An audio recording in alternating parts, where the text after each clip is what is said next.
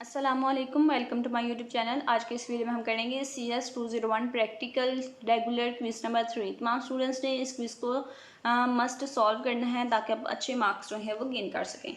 Start करते हैं हम क्विज को। आज के इस वीडियो में 2 सोल्यूशन आपको इस क्विज के प्रोवाइड करूँगी। अगर आप भी पेड क्विज करवाना चाहते हैं आप मुझसे कॉन्टैक्ट कर सकते हैं जीमेल पे। जीमेल ID है itslak@gmail.com।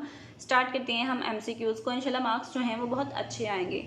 सबसे पहला जो हमारे पास MCQs है वो क्या है कि representing logical depiction of the solution to the problem is known as or. ठीक है कि वो कौन सी इनमें से कौन सा ऑप्शन है जिसमें हम लॉजिकल डिपिक्शंस करते हैं, ठीक है, प्रॉब्लम्स के सॉल्यूशंस के। ठीक है, तो यहाँ पे हमारे पास स्ट्रक्चर है, लूप है, सीक्वेंस या फिर फ्लो चार्ट। तो फ्लो चार्ट जो है उसमें हम लॉजिकल डिपिक्शन करते हैं प्रॉब्लम ऑफ सॉल्यूशंस की। ठीक है, तो ऑप्शन नंबर डी जो है वो हमारे पास इसका करेक्ट और वेरीफाइड आंसर होगा। जितने भी आंसर्स आपको प्रोवाइड करूंगी वो 100% करेक्ट और वेरीफाइड होंगे। आप उनको एज इट इज़ प्रिपेयर कर सकते हैं। ठीक है, नेक्स्ट वन चलते हैं और देखते हैं क्या MCQs नंबर 2 है। Dash are a conditional compilation process that is used to replace a piece of code by its definition in a program। ठीक है कि वो कौन से यहाँ पे इनमें से कौन सा ऑप्शन है जो कंडीशनल कंपाइलेशन प्रोसेस है। ठीक है, और हम यूज़ करते हैं अपने प्रोग्राम की डेफिनेशन में। ठीक है, अपने प्रोग्राम में उनको बाय डेफिनेशन यूज़ करते हैं पीस ऑफ कोड को रिप्लेस करने के लिए। ठीक है, तो वो हमारे पास लूप्स हैं, मैक्रोस हैं, फंक्शंस हैं या फिर अरेज हैं। ठीक है, तो हमारे पास जो करेक्ट आंसर है वो है मैक्रोस, यानी कि ऑप्शन नंबर बी जो है वो आपके पास इसका करेक्ट और वेरीफाइड आंसर होगा। नेक्स्ट वन है the bit manipulation operator dash is use to check whether a specific bit is set or not. ठीक है कि हम कौन सा बिट मैनिपुलेशन ऑपरेटर है, ये सारे जो हैं ये बिट मैनिपुलेशन ऑपरेटर हैं ये तीनों। ठीक है, तो हमने बताना है कौन सा बिट मैनिपुलेशन ऑपरेटर है जिसको हम यूज़ करते हैं जब हमने चेक करना हो कि स्पेसिफिक बिट जो है वो सेट है या फिर नहीं। ठीक है, तो उसके लिए हम यूज़ करते हैं बिट मैनिपुलेशन एंड को। ठीक है, ये एंड का सिंबल है तो इसको हम यूज़ करते हैं जब हमने चेक करना होता है कि कोई बिट जो है वो सेट हो गई है या नहीं, यानी कि ऑप्शन नंबर बी आपके पास इसका करेक्ट और वेरीफाइड आंसर होगा। नेक्स्ट वन है द स्टेटमेंट कैर अरे 10। ठीक है, तो ये क्या है, ये एक स्टेटमेंट है जो अरे 10, ठीक है, एक अरे को अरे की डिक्लेरेशन कार्ड है उसको साइज 10 दिया है। ये एग्जांपल है किस टाइप ऑफ मेमोरी एलोकेशन की, built in, static, null value या फिर डायनामिक। ठीक है, तो ये मेमोरी कौन सी मेमोरी एलोकेशन की एग्जांपल है, ये है बिल्ट इन की, यानी कि ऑप्शन नंबर ए हमारे पास इसका करेक्ट और वेरीफाइड आंसर होगा, built in memory allocation. Next one है in C++ which operator is use to access the data member of a class. ठीक है, C++ में क्लास के डाटा मेंबर को एक्सेस करने के लिए हम कौन सा ऑपरेटर यूज करते हैं, एंड, प्लस, डॉट या फिर नॉट। तो हम डॉट ऑपरेटर जो है उसको यूज करते हैं जब हमने क्लास के डाटा मेंबर्स को एक्सेस करना होता है C++ में, यानी कि ऑप्शन नंबर सी जो है वो आपके पास इसका करेक्ट और वेरीफाइड आंसर होगा, dot operator. Next one MCQs number 6 क्या है कि which function is automatically called when an object of a class is initiated. यानी कि जब आप किसी क्लास के ऑब्जेक्ट को इनिशिएट करते हैं तो उस वक्त कौन सा फंक्शन जो है वो ऑटोमेटिकली कॉल हो जाता है, वो फ्रेंड फंक्शन है, डिस्ट्रक्टर, कंस्ट्रक्टर या फिर यूटिलिटी फंक्शन। तो जो हमारे पास ऑटोमेटिकली फंक्शन कॉल होगा वो होगा कंस्ट्रक्टर। ठीक है, जब हम क्लास में किसी ऑब्जेक्ट को इनिशिएट करते हैं तो कंस्ट्रक्टर ऑटोमेटिकली कॉल हो जाता है। ऑप्शन नंबर सी हमारे पास इसका करेक्ट और वेरीफाइड आंसर होगा। नेक्स्ट वन है in C++ the default constructor takes dash.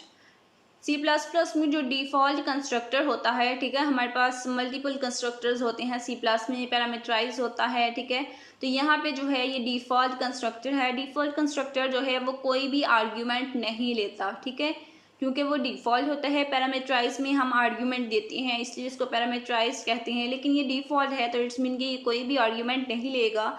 No argument is the correct answer, option number सी।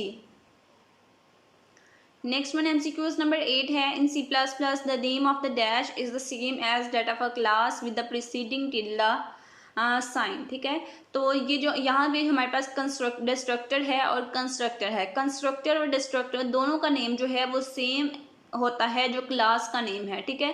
लेकिन दोनों में डिफरेंस क्या होता है कि कंस्ट्रक्टर के आगे हम टिल्डा साइन नहीं लगाते, लेकिन डिस्ट्रक्टर जो है उसके आगे हम उसके नाम से पहले हम टिल्डा का साइन लगाते हैं। तो इट्स मीन यहाँ पे हमारा जो करेक्ट ऑप्शन होगा वो ऑप्शन नंबर ए यानी कि डिस्ट्रक्टर होगा। नेक्स्ट वन है कि इन C++ default visibility of structure is, ठीक है। कि C++ में स्ट्रक्चर जो है अगर हमने उसकी कोई भी विजिबिलिटी सेट नहीं की, यानी कि उनको पब्लिक, प्रोटेक्टेड, प्राइवेट कुछ भी नहीं डिफाइन किया, तो फिर स्ट्रक्चर जो है वो बाय डिफ़ॉल्ट उसकी विजिबिलिटी कौन सी होगी, पब्लिक होगी, प्राइवेट, प्रोटेक्टेड, पास या फिर प्राइवेट, ठीक है। अगर आप क्लास की विजिबिलिटी सेट नहीं करेंगे तो वो बाय डिफ़ॉल्ट पब्लिक हो जाए, प्राइवेट हो जाएगी क्लास, ठीक है। लेकिन यहाँ पे स्ट्रक्चर है तो स्ट्रक्चर की बाय डिफ़ॉल्ट जो विजिबिलिटी होती है वो होती है पब्लिक, यानी कि option number A is the correct answer, public. Next one है which of the following statement is true regarding structures. तो हमने बताना है स्ट्रक्चर के अबाउट कौन सी स्टेटमेंट इनमें से करेक्ट है, ठीक है। तो इनमें से जो करेक्ट स्टेटमेंट है वो हमारे पास होगी all data members must have same memory, variables which are part of structure are called data members, variables member functions, all member must have same data, ठीक है। तो स्ट्रक्चर जो हैं उनमें हमारे पास जो करेक्ट स्टेटमेंट है वो है कि variables which are part of structure are called data members, ठीक है। तो ऑप्शन नंबर बी जो है वो हमारे पास इसका करेक्ट और वेरीफाइड आंसर होगा। CS 201 practical regular quiz number 3 का सोल्यूशन 1 हमने कंप्लीट कर लिया। सोल्यूशन 2 हम स्टार्ट करते हैं और देखते हैं उसमें MCQs क्या हैं। अगर आप भी पेड क्विज करवाना चाहते हैं आप भी मुझसे कॉन्टैक्ट कर सकते हैं। जीमेल पे जीमेल ID है irslakhdar@gmail.com। यहाँ पे देख सकते हैं कि मेरे स्टूडेंट्स के फुल मार्क्स जो हैं वो आते हैं। स्टार्ट करते हैं हम सेकेंड सोल्यूशन को और देखते हैं उसमें क्या MCQs हैं। जो सबसे पहला हमारे पास MCQs है वो क्या है कि macros is defined by dash preprocessor directory, ठीक है। कि मैक्रोस होती हैं उनको हम किस डायरेक्टरी से डिफाइन करते हैं, #else से, #and if, #define या फिर #if।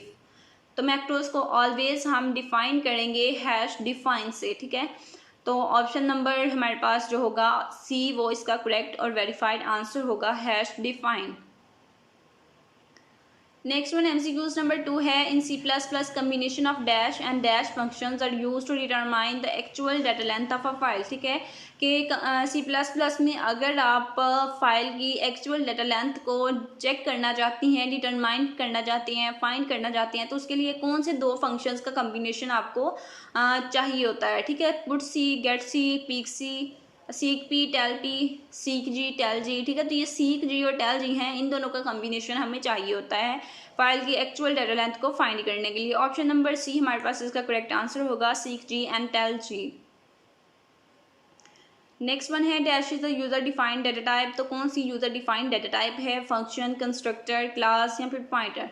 क्लास एक यूजर डिफाइंड डाटा टाइप है। ऑप्शन नंबर C हमारे पास इसका करेक्ट और वेरीफाइड आंसर होगा, class is uh user defined data type. Next one MCQs number 4 है trying to use get function without including include conio.th header file in the program is a dash error, ठीक है। कि जब हमने अपने programme में gate function को use करना होता है तो उसके लिए हम #include conio.th हेडर फाइल जो है उसको अपने प्रोग्राम में इंक्लूड करते हैं। लेकिन अगर हम गेट फंक्शन को यूज़ कर रहे हैं और हमने इस हेडर फाइल को इंक्लूड नहीं किया अपने प्रोग्राम में, तो इससे कौन सा एरर जो है वो जनरेट होगा, ठीक है। अरिथमेटिक, रन टाइम, लॉजिकल या फिर कंपाइलेशन। तो जो एरर होगा वो हमारे पास होगा कंपाइलेशन एरर, यानी कि ऑप्शन नंबर C जो है वो ऑप्शन नंबर D जो है वो हमारे पास इसका करेक्ट और वेरीफाइड आंसर होगा, कंपाइलेशन एरर।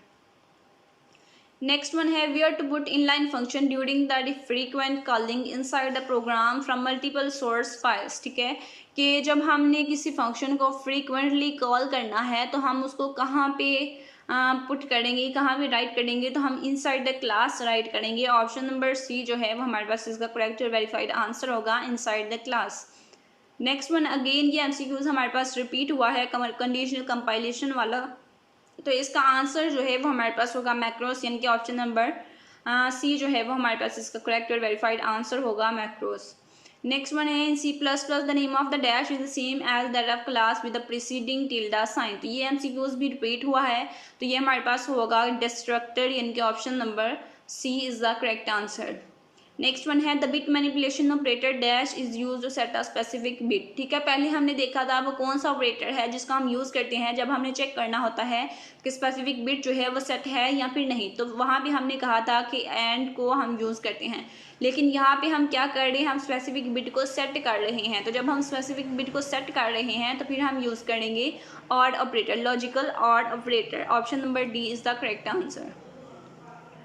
नेक्स्ट वन है dash is a useful statement when at a certain stage you do not want to execute the remaining statements inside the loop and want to go to the first statement of the loop. ठीक है, कि जब आपके पास एक loop है, ठीक है, loop में आप एक सर्टन पॉइंट पे जाके, सर्टन स्टेज पे जाके आप जो नेक्स्ट आने वाली स्टेटमेंट्स हैं उनको एग्जीक्यूट नहीं करना चाह रहे, आप चाह रहे हैं कि स्टार्टिंग से फिर से एग्जीक्यूशन स्टार्ट हो जाए। तो उसके लिए आप कंटिन्यू जो है वो यूज़ करेंगे। Option number A is the correct answer. Continue statement, break नहीं है, कंटिन्यू है। ठीक है, option number A continue. Next one है लास्ट वन एमसीक्यूज है कि bit manipulator operator is used to check whether the specific bit set or not. तो ये अगेन रिपीट हुआ है, इसका आंसर हमारे पास है option number C is the correct answer. मज़ीद सॉल्यूशंस के लिए चैनल को सब्सक्राइब करें। अगर आप भी पेड क्विज करवाना चाहते हैं आप मुझसे कॉन्टैक्ट कर सकते हैं जीमेल पे। जीमेल आईडी है itslagter@gmail.com।